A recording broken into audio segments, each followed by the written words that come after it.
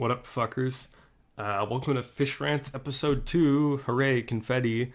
I hope you like this video style where I just talk with a dumb drawing of myself over some footage that was uploaded earlier that day because it's not going to change. Yeah. Today's episode is how not to destroy your first fish tank. And this is coming from someone who did destroy their first fish tank.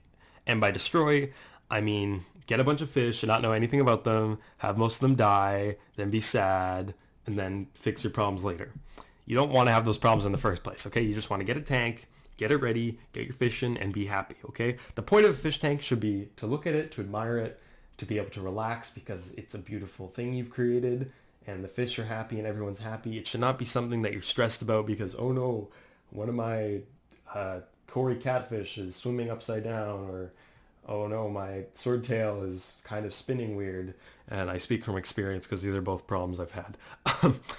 So let's just get into the main points. Now I've separated into 3 kind of categories. These are all kind of be dispersed randomly throughout the video, but they're legitimate mistakes, debatable mistakes, and sort of mistakes. So legitimate are legitimate problems. Debatable are ones that are problems, but you could argue that they're not a problem.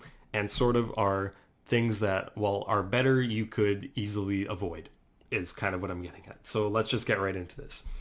So starting off, what I did is for this tank, I kept saying to my dad, I really want a fish tank. So on Christmas, he got me a 9-gallon fluval. So that's where I think my first mistake was having someone else pick the tank for me. And the problem with this leads into one of the debatable points, which is starting off with a smaller than 10-gallon tank. I think 10 gallons or larger, between like 10 and 20, is a good starter size because you don't have to do as many water changes. You can have more fish. It's a more manageable size. Whereas when you get a bit smaller, like 9-gallon or even 5-gallon tanks, because people think, oh, I'll get my son like a little, or my daughter a little tiny tank, and it'll be cute. They can put some pea puffers in it. But the problem is, the smaller the tank, the more maintenance you generally have to do on it because it's like, oh, there's not enough oxygen well, not enough oxygen, but like, oh no, the tank water's dirty, so you got to do like a water change every week unless you cram it full of plants. So the point I'm trying to make is get a 10 or 15 for your first tank is what I'm trying to say. Next thing is, the biggest one is not knowing about tank cycling. When I got my tank, I thought that tank cycling was letting the water cycle through the filter once. That was it. So after I got my fish and they all died and I blamed it on the pet store, like, oh, they sold me bad fish, which to be honest, they may have, because I got fish from them afterwards and they died kind of within like a couple weeks with no real explanation as to why. But that's not the point I'm trying to make. The point I'm trying to make is understand the nitrogen cycle so you don't kill your fish. Okay, unless you're doing a fish cycle, which I've done before, and it resulted in the fish dying. But hey man, got that beneficial bacteria going, got to do it how you got to do it. Next problem is not researching your fish. You want to know what kind of fish you're getting. If you don't know what kind of fish you're getting, you're not going to be able to create a proper environment. Say you create a perfect blackwater setup and then you get a clownfish. Okay, that's a bit drastic. The point is, just know what your fish are going to need, okay? Like, obviously pH and stuff like that, fish can generally adjust to, but there's certain conditions that you kind of want to follow.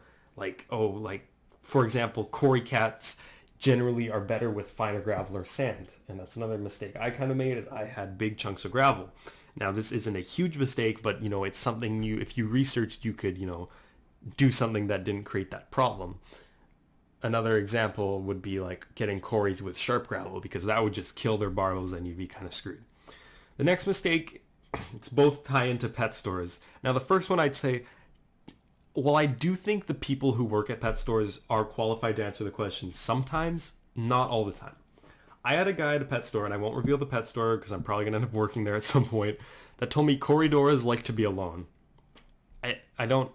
They're extremely social fish. I don't know where this guy got this idea from, but I don't know. The point I'm trying to make is don't always trust the pet stores.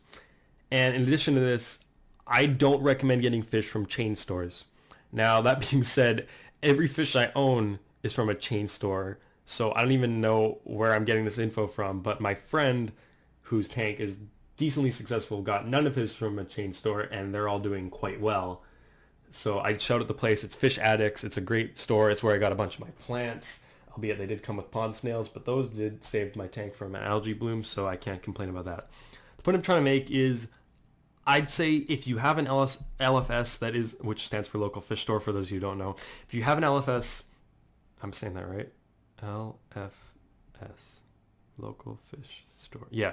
If you have an LFS that isn't Petco, PetSmart, any of those places, I'd go there first, but I wouldn't say boycott PetSmart, okay? Because, oh no, they keep betas in cups. Who gives a shit, okay? The point is, I'd say avoid the chain generally. That's not saying all non-chains are good, okay? I've been to some, like, one-off pet fish stores where the fish looked like they were stacked on top of each other and they all looked like they were dying, okay? It doesn't mean, just because it's not a chain doesn't mean it's good. But that's just what I'm trying to say. Next problem is not properly acclimating the fish. I let my guys float for like 30 minutes and then I just kind of dump them in. Neon tetras will go into tank shock very easily, so it's just better to, introduce them to some of the water. I'm not saying drip acclimate them, but, you want to better introduce them, is what I'm trying to get at, because I just kind of dump them in. The next one is the bioload. Now, if you have a 10-gallon tank, you can probably shove up to 15 smallish fish in there. But if you add them all at once, you're going to have a severe problem because of the bioload it's going to create. You want to put, a few fish at a time. Otherwise, the tank's got too much waste being produced at one time. It can't manage, and most of your fish are probably going to die. So that's just something to keep in mind. The final 2 points I'd like to make are improper stocking on certain fish. Again, this ties back into doing the research. For example, I only have 2 neon tetras, and while they are still alive, they are very clearly under a certain amount of stress, and I'm definitely going to have to get more. So it's important to understand what your fish's needs are, because you don't want to only get 1 neon tetra and then have it die. Then again, it's only going to cost you like $3, so it's not going to be the biggest loss, but still. And the final point I'd like to draw on is getting live plants. Now, I wouldn't say this is a mistake. Not getting live plants is not a, it's not a, like, I don't know how to word this. It's not a legitimate mistake. Like, it's not something like, oh, you didn't get live plants, your tank's screwed. But I'd say, from experience, it's a mistake because live plants just make everything better. They make the tank look nice and natural. They filter the water. They keep the nitrates low. And just in general, they're good. Now, they're not good for every fish.